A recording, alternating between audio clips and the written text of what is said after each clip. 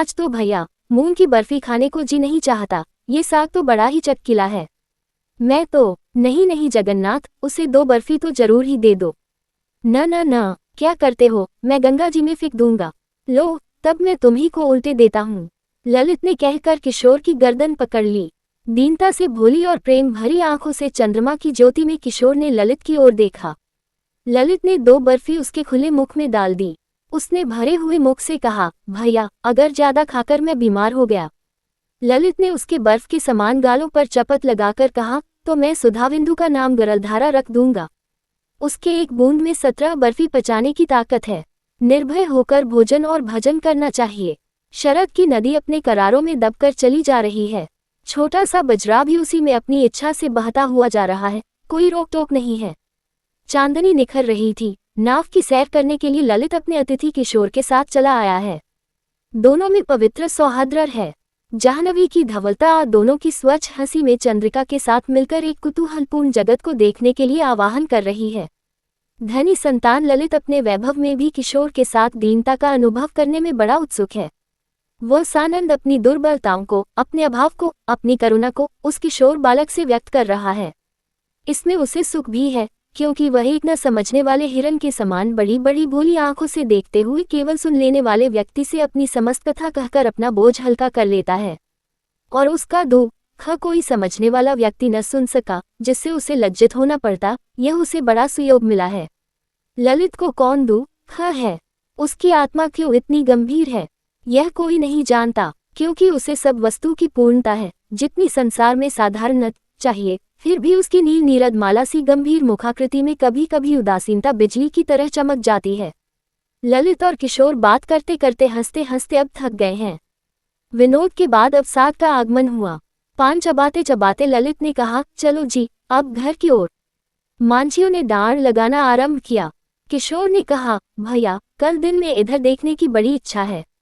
बोलो, कल आओगे? ललित चुप था। किशोर ने कान में चिल्लाकर कहा, भैया कल आओगे न? ललित ने चुप्पी साध ली।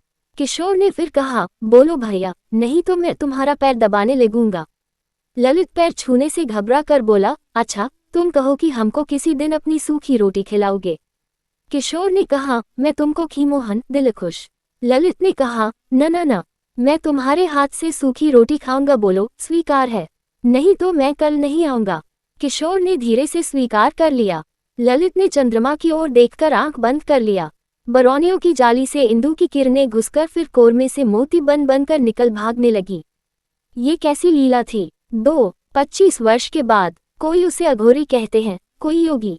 मुर्दा खाते हुए किसी ने नहीं देखा है, किंतु खोपड़ियों से खेलते हुए, उसके जोड़ की लिपियों को पढ़ते हुए, फिर हंसते हुए कई व्यक्तियों ने देखा है। गांव की स्त्रियां जब नहाने आती हैं, तब कुछ रोटी, दूध, बचा हुआ चावल लेती आती हैं। पंचवटी के बीच में झोंपड़ी में रख जाती हैं। कोई उससे ये भी नहीं पूछता कि वह खाता है या नहीं। किसी स्त्री के पूछने पर, बाबा आज कुछ खाओगे? अघोरी बालकों की सी सफेद आंखों से देखकर बोल उठता, माँ।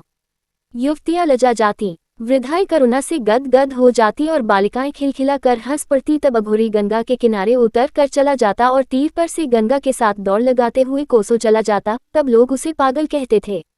किंतु कभी कभी संध्या को संतरे के रंग से जब जाह्नवी का जल रंग जाता है और पूरे नगर की अट्टालिकाओं का प्रतिबिंब छाया चित्र का दृश्य बनाने लगता, तब भाव विभोर होकर कल्पनाशील भावों की तरह वही पागल निर्निमेष दृष्टि से प्रकृति के अदृश्य हाथों से बनाए हुए कोमल कारीगरी के कमनीय कुसुम को नन्हे से फूल को बिना तोड़े हुए उन्हीं घासों में हिलाकर छोड़ देता और स्नेह से उसी ओर देखने लगता, जैसे वह उस फूल से कोई संदेश सुन रहा हो।